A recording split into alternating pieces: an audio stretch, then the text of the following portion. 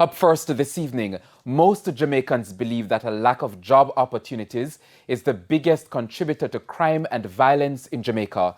The findings were obtained in the latest RJR Gleaner Don Anderson poll. Andrea Chisholm has details. Crime and violence is one of the biggest challenges facing Jamaica. From January 1 to August 14, there were 938 reported murders, 27 more than the same period last year. Robberies are also up. 569 were recorded since the start of the year.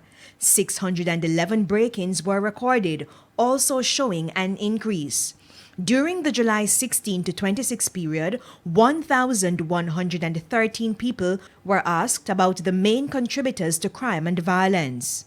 These were totally unprompted. These were the responses that people gave to us when we asked them the question, and we recorded their answers verbatim. And we got a fairly large number of responses from persons.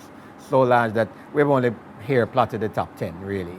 59% of those interviewed said a lack of job opportunities, 56% greed and corruption.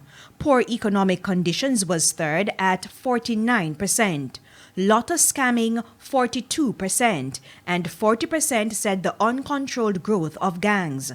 Persons interviewed also made mention of other contributors to crime and violence, politicians 38%, fathers absent from households 35%, domestic violence at the family level 31%, bad role models 28%, and inadequate policing 21%.